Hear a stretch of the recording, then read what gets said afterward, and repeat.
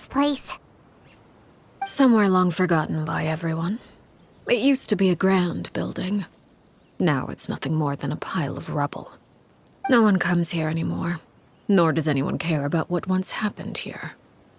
Although, this place does have something to do with the story I'm about to tell you. It was before I became a Harbinger, and before Linny and the others joined the House of the Hearth. Due to certain events, I first killed Clairvy and then her mother. And this is where it all happened.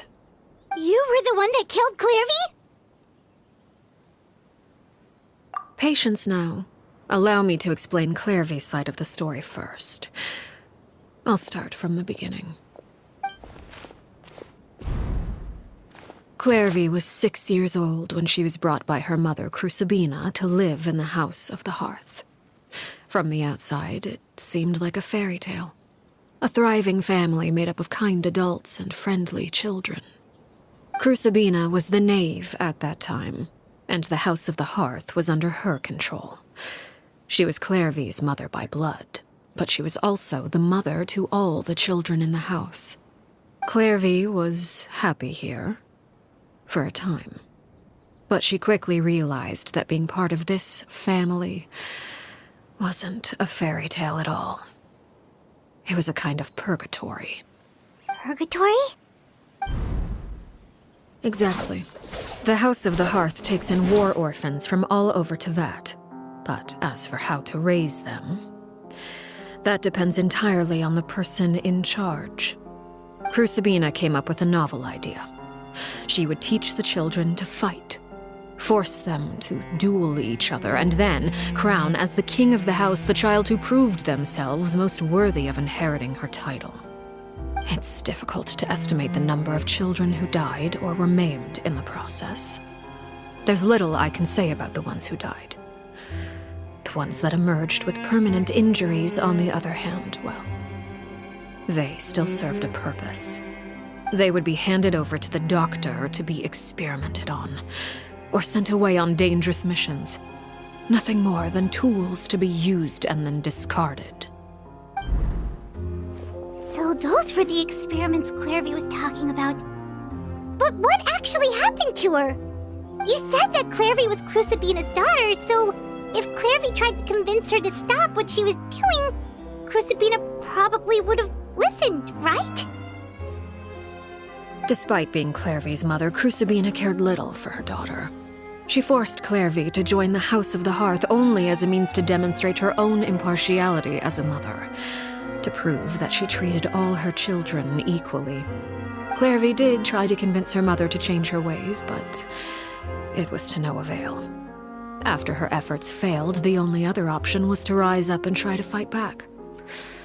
Unfortunately, the other children had already been thoroughly indoctrinated into the illusion of happiness Crucibina had created. Of course, there was one exception. Someone Clairvy's age who knew the truth about the House of the Hearth. Her name was Peruere. Wait, the friend that Clairvy mentioned? Friend, huh? I suppose we can call her that for now. Clairvy was a cheerful and passionate person with a tenacious spirit. Peruere, on the other hand, was rather cold-blooded. Her cold-blooded nature allowed her to see through Crucibina's facade. Yet, it was also this cold-bloodedness that prevented her from acting against it. At least at first. While Clairvy longed for freedom, Peruere was convinced that, amid all the fighting and violence, she would make it until the end. Despite their differences, the two became fast friends, united by their knowledge of the truth. Clairvy told Peruere that she hoped to create a real family, where no one would be killed or sacrificed. There may have been a certain naivete to her ideas, but Clairvy proved her determination many times over. She tried countless times to run away, ask for help, or expose the truth. But her efforts only earned her beating after beating. The only thing that kept her going was her strength of will. Even with her body racked with pain, she would still stand on her tiptoes and open the window at night. she and Perouer would look out at the moon together, a fierce longing for freedom shining in her eyes. But one day that light simply vanished. Oh no. What happened? Her hopelessness resulted from a culmination of things. 10 years had passed. 10 years worth of failure after failure. She and Perouer weren't children anymore, but finding any chance to escape still seemed as hopeless as ever. It was during this time that Perouer suggested a new plan. If escaping was out of the question, why not take down the very person sitting on top of this throne of lies? Mother herself. Clairvy rejected that proposal. She claimed that, as a famous harbinger, Crucibina possessed an unimaginable amount of power. Trying to kill her would have an incredibly low chance of success. Clairvy never gave another reason, but Perouer could see it written all over her face. Clairvy still thought of Crucibina as her mother. Killing her own flesh and blood was a line she couldn't bring herself to cross. If she couldn't escape and fight back, then only one option remained. Precisely. Death was the only way that she felt she could be free. It happened during a duel. When she arrived at the dueling ring that day, her partner turned out to be none other than Perouer, the very person that had stood by her side all those years. It was a fierce battle. But ultimately, Clairvy decided to let Perouer end her life. From that moment on, Perouer's journey was one written in flames. When the rain finally came and washed it all away, there she stood, the sole victor in Mother's endless game of slaughter, a trail of corpses strewn across her path to success.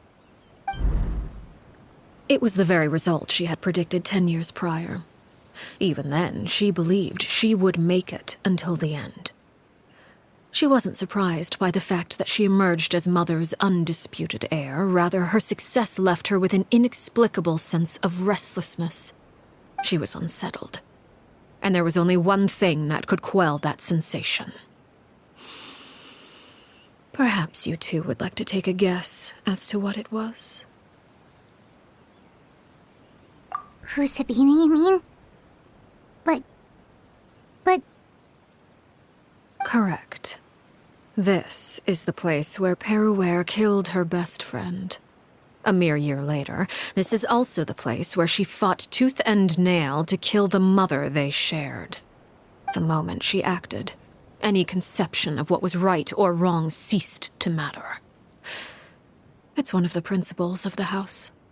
Only those who survive get to write the rules. Perouer won the battle, and became a harbinger herself. After which Her Majesty, the Tsaritsa, bestowed upon her a new name. ARLECCHINO. So the Perry Clairvy was talking about... It was you all along. You're Perouer. ARLECCHINO is just a name you got later. I left that name behind long ago.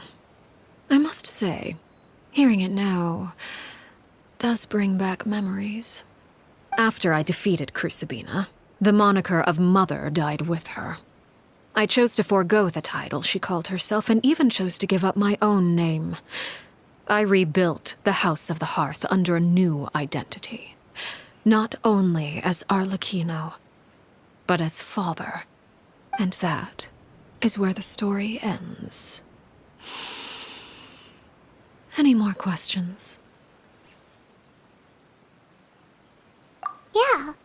Based on what you just told us, Clairvy wasn't a little kid when she was killed. So the Clairvy we met... Was she really a spirit at all? I suppose you could call her an illusion born of flame. Her existence is like ashes to a fire. Something left over in the wake of blaze and ruin. You see, a certain power runs through my veins. It's not unlike a curse. My flames leave behind shadows of anything they consume. Of course, the chances of those shadows morphing into a sentient entity are exceedingly slim. Clairvy is a very special case. Clairvy died when she was 16 years old, but what emerged from the flames was her 6-year-old self. Her appearance wasn't the only thing affected. Most of her memories were lost to the blaze as well. Memory is a mysterious thing indeed. Losing a portion of your memories will alter your sense of self. Lose 10 years' worth, however, and it would be like living in the past. Like returning to a version of yourself that never grew up. No wonder Paimon got such a weird feeling when we were talking to her. Perhaps I should put it this way. Clairvy is someone trapped in time. It may seem like she exists with us in the present, but she truly lives in the confines of her own past. So if all of that is true, then you must have known about Clairvy for a long time. Indeed. She's a rather volatile and unstable entity. Sometimes she would look after the children. She's even saved some of their lives. But other times, she would hide from me and become obsessed with revealing the truth about the house to anyone who will listen. Shadows don't have the capacity to learn or grow. Any new information they encounter is quickly forgotten over time. Your attempts to expose Clairvy to sunlight. They failed, yes. The reason is actually quite simple. In Clairvy's mind, the house is impossible to escape, and it is this very perception that traps her there. But no matter. All I have to do is kill her again, and all will be resolved. I don't anticipate so much as a single speck of ash will be left behind this time. Wait! Paimon can understand why you might want her gone, but isn't there another way? So what if she's trapped in her 6-year-old self? She's still your friend! At least talk to her first! It's too late for that. She broke the rules, and now she must be punished. That goes for Filial and Nantoy as well. She's had quite the effect on them. I hope you understand the difference between Crucibina and myself lies in our formulation of the rules, not our policy for enforcing them. Upholding the rules without question is a trait we both share, because that is how a household should be run. Is this really what you want to do? Whatever could you mean? Don't you want to say a proper goodbye at least?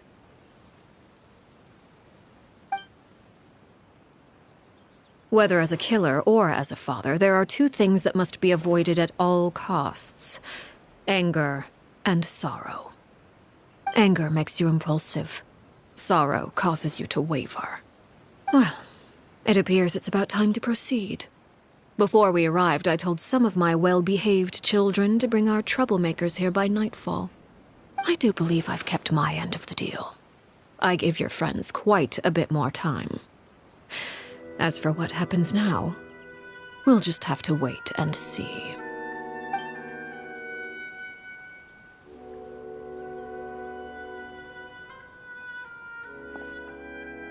Here they are, Father. You gonna execute him? Seeing something like that would actually be a first for me. Lenny! I'm sorry. I heard about how you helped buy us more time. But I still failed. I couldn't find a way to fulfill her wish. Huh? Are you... Perry? Indeed, it's been a while, Clairvy. Perry! Shh, stay right there. I'm sorry to postpone our reunion, but first I believe certain scores need settling.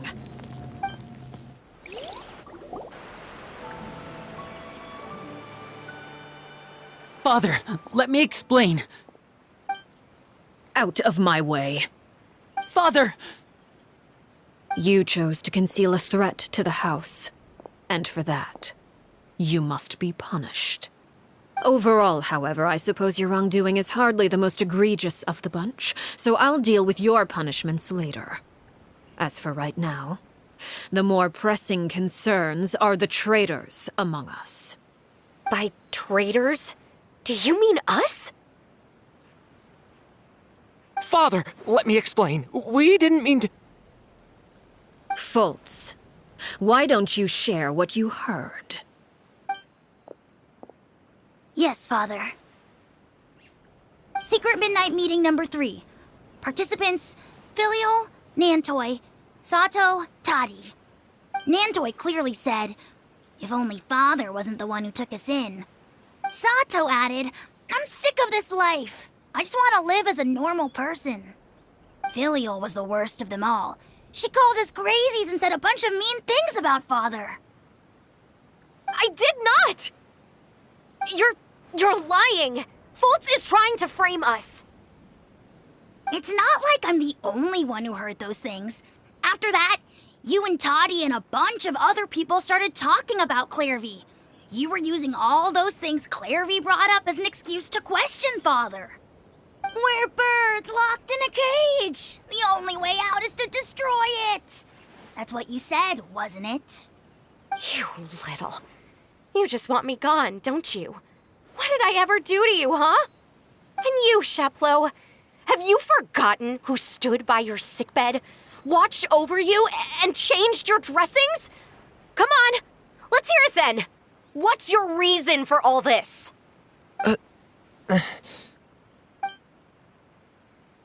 You're wrong, Filial. We don't want you to die. You're our family. Liar. You wouldn't be doing this if that were the case. So why? Why have you backed us into a corner? We all live in the House of the Hearth. You know the type of work we do, Filial. A single betrayal can cost dozens of us our lives. It's not like it's never happened before. That kind of thing is hard to forget. That's why the House of the Hearth cannot tolerate any form of betrayal. Ever since we came to Poisson, you've had 7 secret meetings. A lot of the things you talked about really crossed the line. You've been spying on us for half a month? Wait a second. Now that I think about it, the move to Poisson was just a way to make it easier to spy on us, wasn't it? Because we were all in one place. You've had this planned all along. Filial, Nantoi, I'm sorry. I owe you both my life. I owe Clairvy too. If it weren't for all your help after I got poisoned, I wouldn't be standing here today. If this were any other situation, I would do anything to repay that kindness, even if it cost me my life. But rules are rules. I'm sorry. My hands are tied. Why? Why? That's enough, Filial. We made a mistake, and we should own up to it. We broke the rules, plain and simple. And now we have to face the consequences. I'm sorry, Chapleau. Fultz. I'm sorry, Father. We accept our punishment. Chapleau, according to the rules of the House of the Hearth, how should these traitors be punished? All those who betray the house pay with their lives. And so it shall be.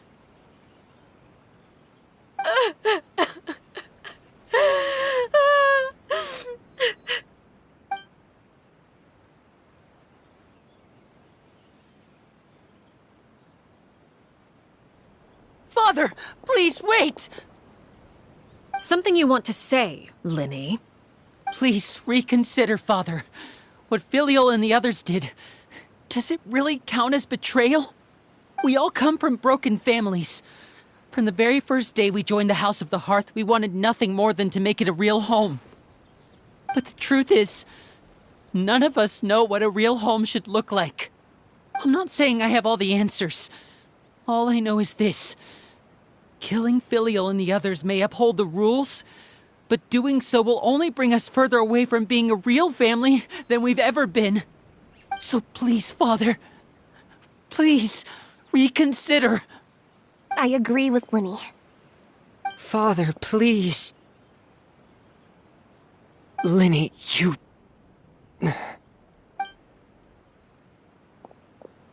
I also agree with Linny.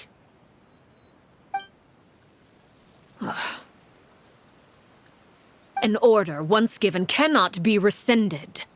However, given the extent of your determination, I suppose we shall have to go about this a different way. Draw your weapons and face me. Our weapons? Father, are you referring to a duel? Precisely. The rules of the house will not be altered. Traitors must be punished. However, resolving disputes with a duel is also one of our rules, one that also applies to me. Demonstrate a sufficient showing of strength, and I shall offer a concession. Wait. Beat Father in a duel? Impossible. Father is way too strong, even for Linny.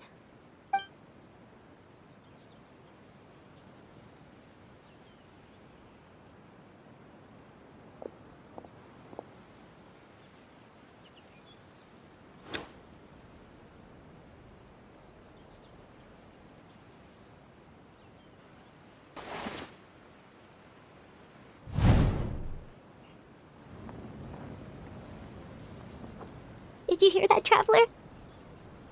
Lenny and the others have to duel the knave. What should we do? Can they really win something like that? If they lose, those people from the house are really gonna be executed. Hey, are you listening?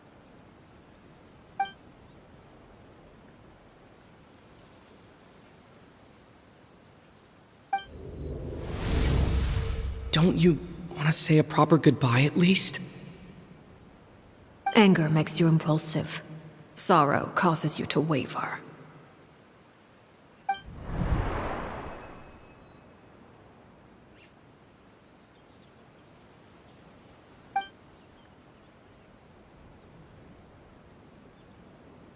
Oh. Looking at that expression on her face, she seems really serious about this. Guess that means there's no chance she's throwing the duel on purpose, huh?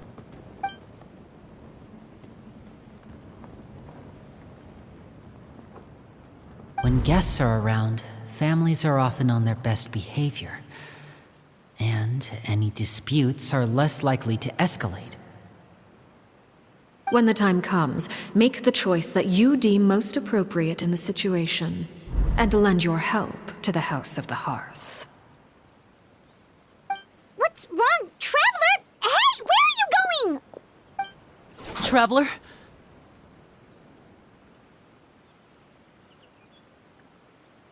You're asking to join the duel against the knave? I'll allow it. We do have a ready-made dueling ring at our disposal, after all. All I would advise is this. Keep a firm grasp on your weapon, and give it your all. Any less, and you may just lose your life.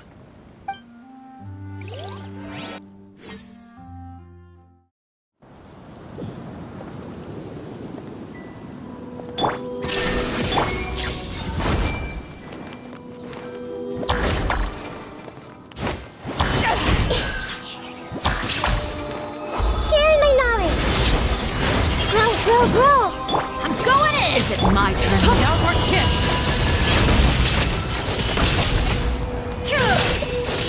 Now that's more like it. Guess my turn a little.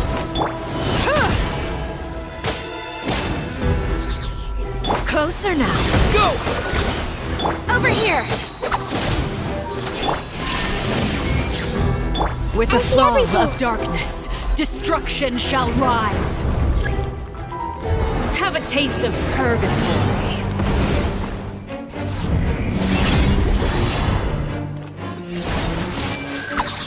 Look out! Spare your energy. Running is a little fast.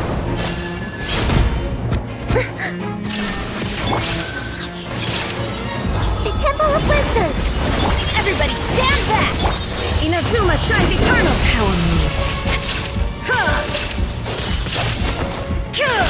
And voila! Not bad. You've proven to be a worthy opponent after all. Hey! Not bad. You've proven to be a worthy opponent after all. I see everything! Sharing my knowledge! Wipe out! Hang in!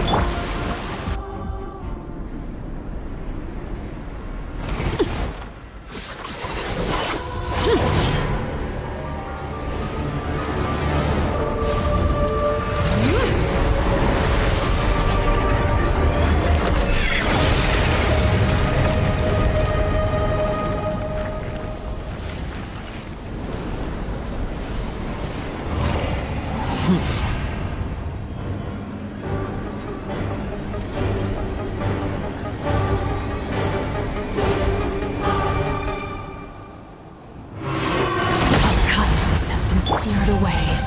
My blade is all that remains. Off we go! Shine down! Teamwork is strict! Who's next? Now's our chance! Over here!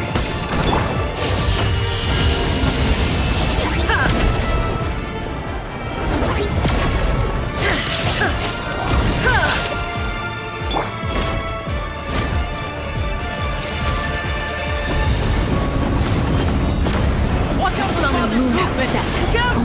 Ruin remains. We struggle in vain. Illusion shattered! Adventure time! Everyone hold hands! Now's our chance! Over here!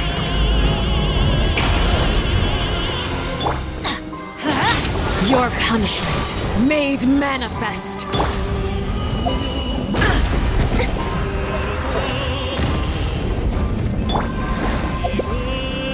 Adventure time!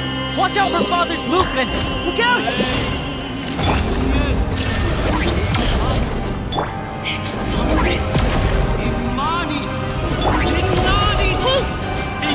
Off we go!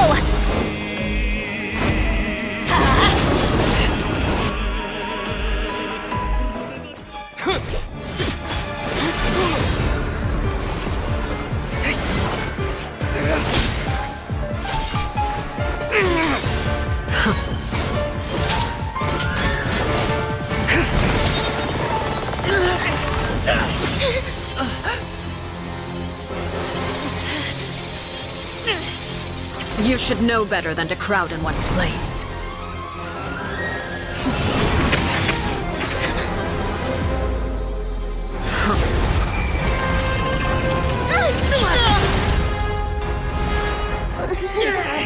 Oh, I know.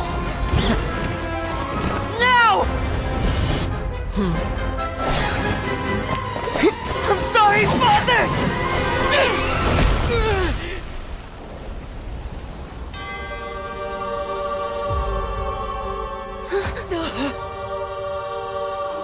Sorry for what? This pitiful excuse for an attack.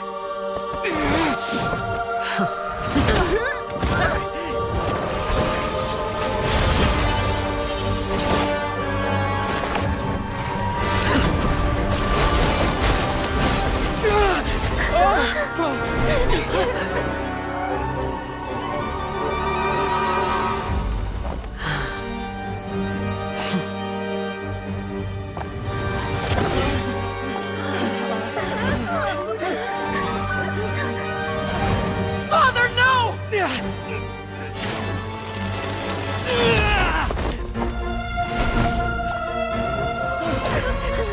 Made it out, did you? You're stronger than I expected.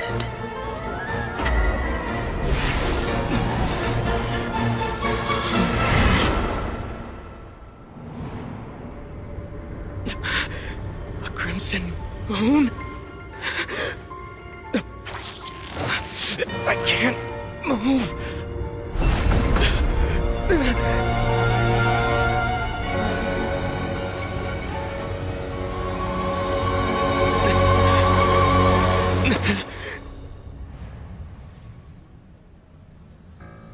Still, not strong enough to beat me.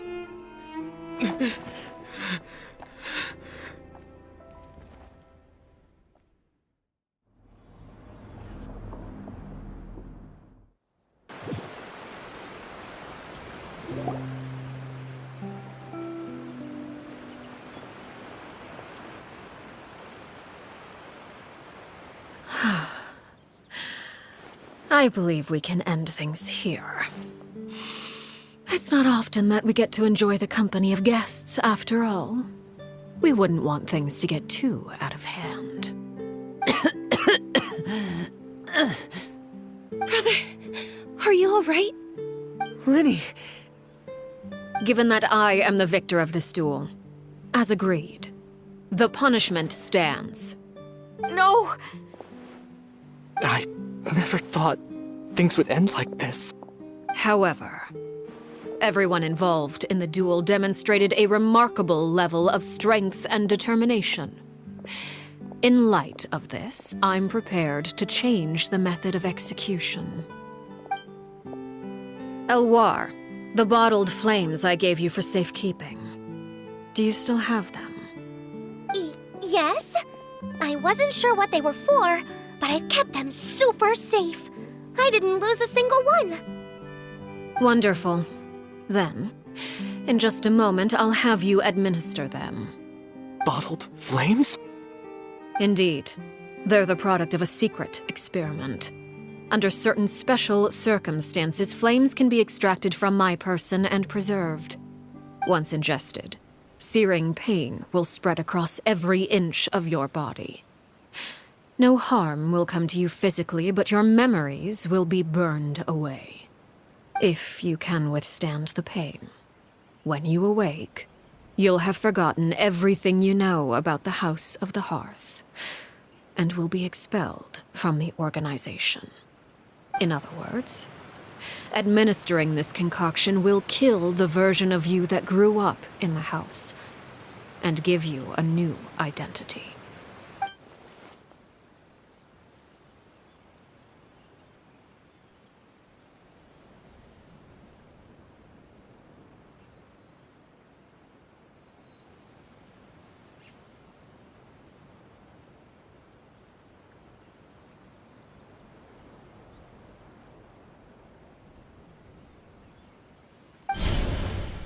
Memory is a mysterious thing indeed.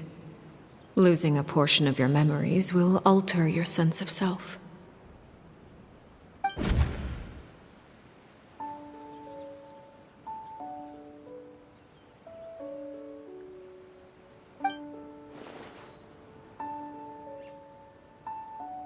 So, you're just letting us go, Father? You misunderstand. Memories are extremely important. Once consumed by flame, the version of you standing before me will die, and our secrets will die with you. So no, I don't intend to just let you go, because the person who survives will be nothing but a stranger. Even so, I won't have to live in fear anymore. I'm sorry, Father. I'm sorry I let you down, but I really... Don't cry, Filial. You haven't left the house yet, so there are still rules to be followed, yes. Remember what I taught you. Anger makes you impulsive, sorrow causes you to waver. Don't let yourself be controlled by your emotions. Of course. I'll remember. Dry your tears, and go pursue the life you really want. Yes, Father. Chaplot, Foltz, Elwar, take them back to Poisson. And bring Linny and the others as well. I prepared 3 extra vials of bottled flames. As for whether to take them, the choice is yours. Goodbye, children. The next time we meet, I will no longer be your father. Thank you for all you've done for the house. I hope you have bright futures ahead of you.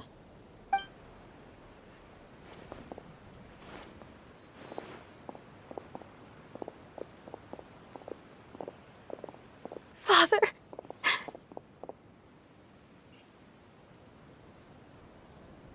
Let's go.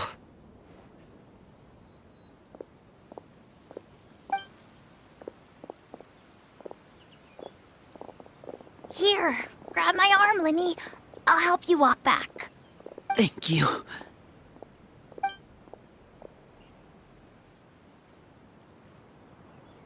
Clairvy.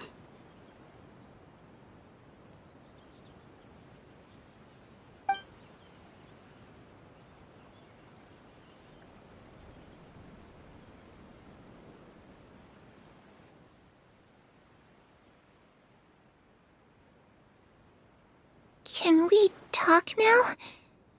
I've been waiting for a super long time.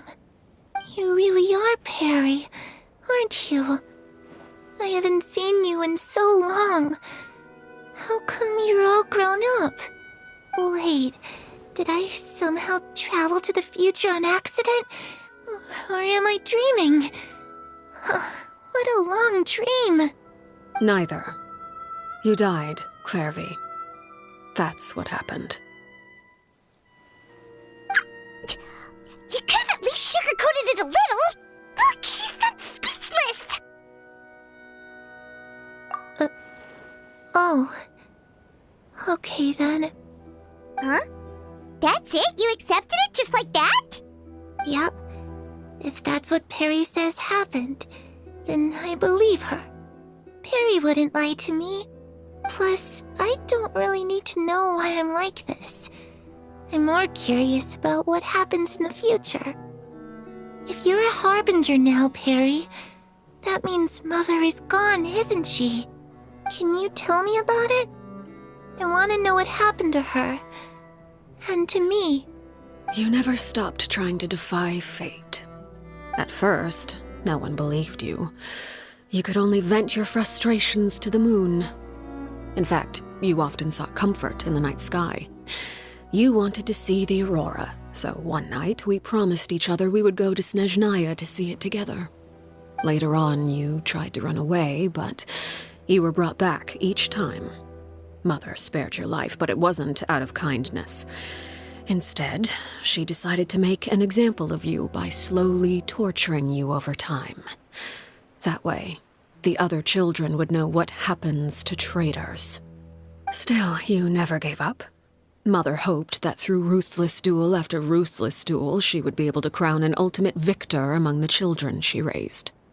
But you called on everyone to unite, to fight to a draw in order to reduce casualties. Your efforts may have only delayed the inevitable, but still. You gave them hope. You tried everything you could think of, but every attempt ended in failure. Still, you never turned your sword on Crucibina, and you never turned it on me. On that gloomy day, you told me, "For the last 16 years of my life, I've done everything I can to fight for freedom. But now, I realize that the only freedom I truly possess is the freedom to choose to die." I never imagined I would say something like that. I must have been feeling really worn down. But somehow, I still think I understand. According to Mother's plan, only one of us was going to make it until the end. And I always hoped that person would be you. If I could do it all over again, I still don't think I would make a different choice. Even when I first met you, I knew you'd be able to do what I couldn't. Is that so? Even now, I'm not sure I truly understand what kind of freedom you were trying to pursue. But as the head of the House of the Hearth and as the children's father, I've tried to give them the most basic of freedoms. The freedom to choose their own fate.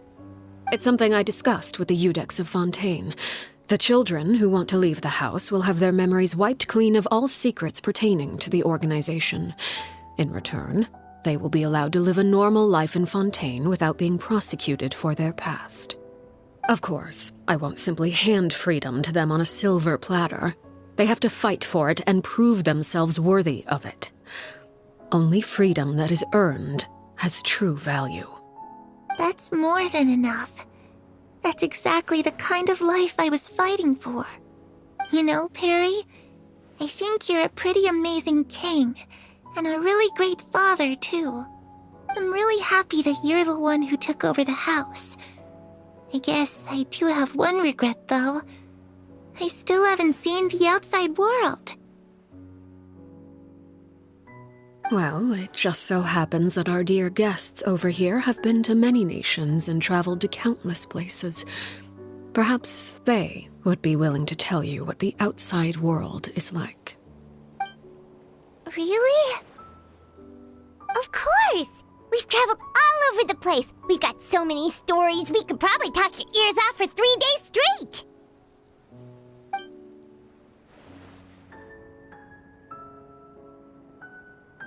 You know, I used to dream of being a bard. Playing the lute while singing into the winds of freedom. Even if there was no one there to listen, I would have continued to sing no matter what. Ah, that's where Mora comes from. I never knew that before. If I had some Mora, I would buy 3 new dresses. One for me, one for Perry, and one for Mother. It's just too bad Perry doesn't like wearing dresses. And Mother, she probably wouldn't accept something like that either. I guess I just have to keep them all for me then. I could wear a different one every day. Those yokai you mentioned, what do they look like? I once saw a drawing of this one guy with horns on his head and a super scary face. Are there any yokai like that? Oh, sounds like you're talking about an Oni. Yep, we've met one, and let Paimon tell you, they're not nearly as scary as they look.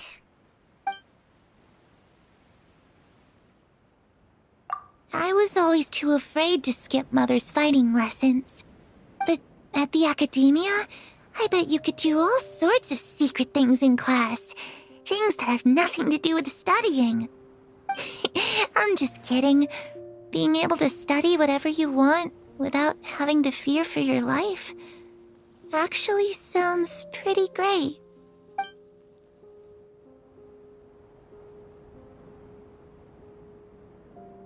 The situation was super dangerous. Lenny and Lynette were accused of committing a crime, and they were going to have to stand trial at the Opera Epicles. Oh no, that must have been hard for all of you. What happened next? Don't worry, we were able to turn the situation around super quickly, all thanks to Detective Paimon, of course. How'd you do that? Come on, tell me. Okay, so it was like this. After the failed magic show, we rushed to the scene and...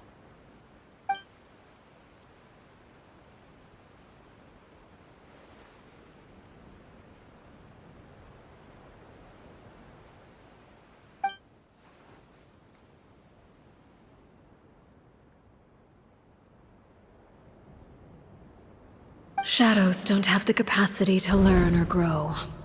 Any new information they encounter is quickly forgotten over time.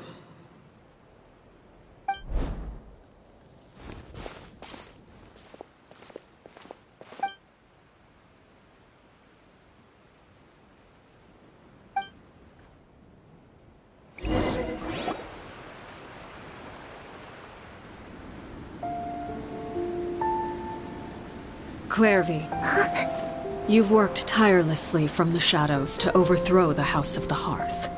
Now, by my authority as the Knave, I shall announce how this matter ends. You are hereby expelled from the House of the Hearth. You are no longer tied to this place, nor are you bound by its rules. You're saying that I can finally leave? I get to experience the outside world as well?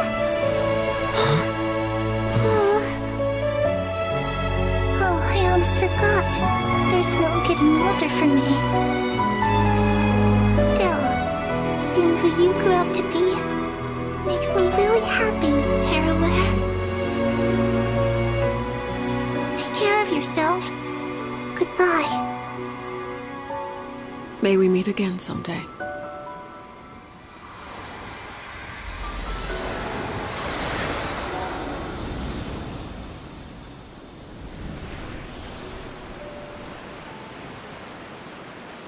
Clairvy. She left so soon. Paimon didn't even get to finish her story. I also have certain sentiments left unsaid.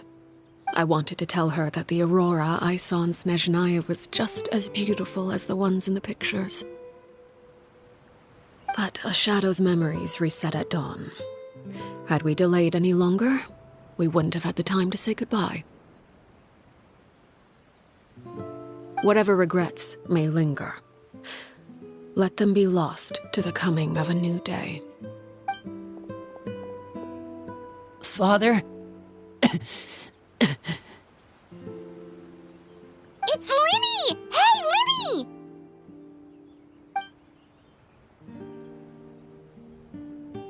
What is he doing back here? Let's go check it out.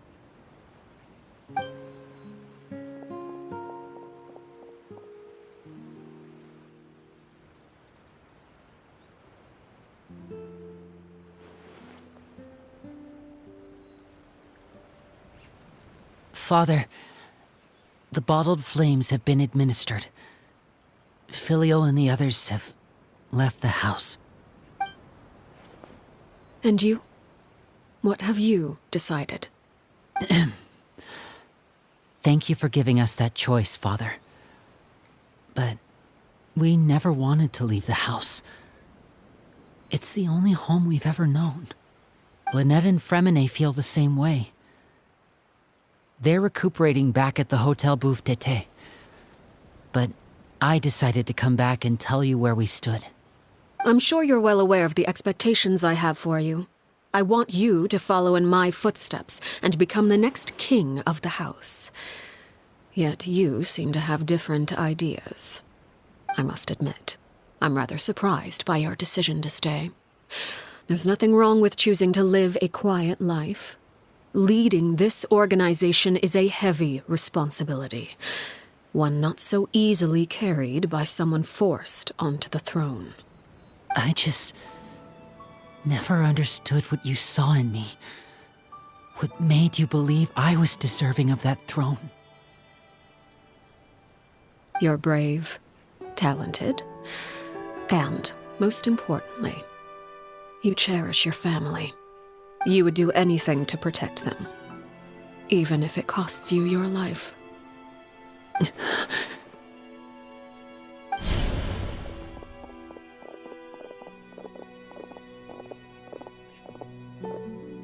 Speaking up back there was so brave of you, Linny. It's all thanks to you that we were able to convince Father to back down. You're a hero, Linny. Hero. Father is the real hero. Had Father gone all out during the duel, there's no way I would have walked away with my life. She must have had it all planned from the beginning, from the very moment she suggested a duel. I'm not deserving of that title. I'm not strong enough or smart enough. You're wrong. In my opinion, all you need to be deserving of the throne is conviction and the necessary strength to act on it. We may have different ideas of what it means to be a family, but you can hardly be said to lack conviction. What you truly lack is strength. For someone of your talent, though, that's something that will come with time. Even without that strength, you still chose to face me in a duel, even though the odds were stacked against you. That capacity to honor your convictions is what I truly see in you. Father. No one knows what the future holds, what tragedy or triumph may be in store. Being at the head of this organization requires the strength of will to face whatever comes. Caution will only hold you back. If reaching a certain standard were required to go after what you want, I would never have succeeded in killing my predecessor. Back then, there was still a considerable gap between our abilities. Strength may decide the ultimate victor, but those who let a lack of strength dictate their decisions or undermine their convictions will never be worthy of the throne. I understand, Father. Thank you. Children must grow up to surpass their parents. Only then can a family continue to flourish. The road ahead is not an easy one, so I'll ask you one last time. Are you certain you want to stay? You've done so much for me, Father, and that kindness must be repaid. Plus, with Project Stuja at hand, there are many dangers ahead, and I, for one, don't intend to back down. Protecting my family at all costs. That's my conviction. Then you're welcome to stay. As for Project Stuja, you need not be too concerned. If those cowardly businessmen and heartless dignitaries try to take us down, I'm prepared to teach them a lesson. Having members who longed for the light was our organization's last weakness. With those members no longer among our ranks, the House of the Hearth is like a spider hiding in the shadows. We need only wait for our prey to come to us. At present, our imperative is to use their plan to our advantage. In doing so, a crimson moon shall rise amid the frigid blizzards of winter. No demonstration of loyalty shall go unrewarded, and no sacrifice shall be in vain. As for the two of you, whether we meet again as friend or foe, I'll remember the camaraderie we shared in this moment. No matter how arduous the journey ahead, I hope we both reach our desired destination.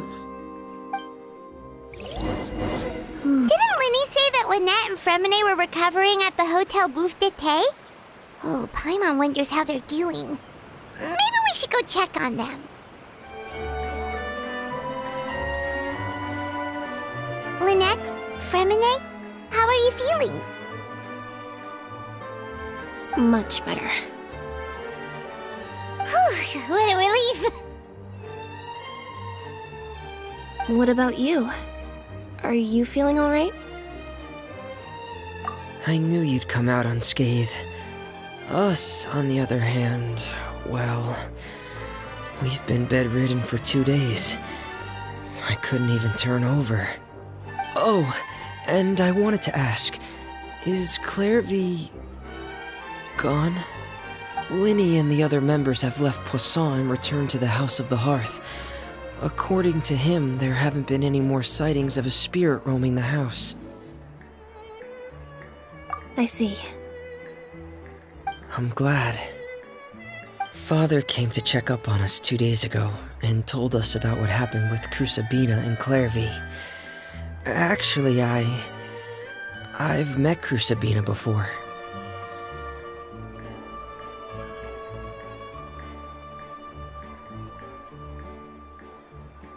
Wait, what? You've met the former knave? Crusabina died a year after Clairvy. It was during the year between their deaths that I joined the House of the Hearth. Crusabina had an extremely cruel and radical way of doing things. While she was alive, the atmosphere in the house was suffocating. When I joined, though, the experiment she valued so much had already come to an end, and all the people involved, dead and injured alike, were gone. Crusabina never talked about the past with us newcomers. A couple of months after I joined, Father killed Crusabina and burned all her files. With that, the names of all the people subjected to her experiments, Clairvy included, were lost to the flames, along with the painful memories they represented. Father took in Lenny and me a couple months after that, but she never mentioned anything about Crusabina or Clairvy. It really seems like something she was planning to keep to herself. The last time you talked to her, did she mention why she kept it a secret for so long? She said she didn't want us to be affected by the darkness of the past. She was worried we'd develop a false sense of gratitude towards her if we knew about it. The foundation of a family should be free of any corrupting influence. Whatever happened in the past, it has nothing to do with who we are now. And that's what Father told us in the end. But I still thanked her for everything. It was only after hearing about what Crucibina did that I finally realized how insignificant our lives could have been. The members of the house meant nothing to her. To say that she valued them in any way, even just as a tool, would probably be giving her too much credit. If Father hadn't taken over the House of the Hearth, I probably would have already... Father rarely brings up the fact that she saved us. She doesn't believe that being indebted to her should be what ties us together. But even if we didn't owe her anything, we would still choose to stay. Because this is our home. We may have arguments or times when we feel wronged. Some people may even choose to leave. But as long as Father is here, we will always have a home. Whether the path before us is bathed in sunlight or shrouded in shadow, we'll follow Father wherever she chooses to go. So I wanted to say thank you for helping us make it through this crisis. Without your help, we could have lost a lot more along the way. Oh, we didn't do anything, really.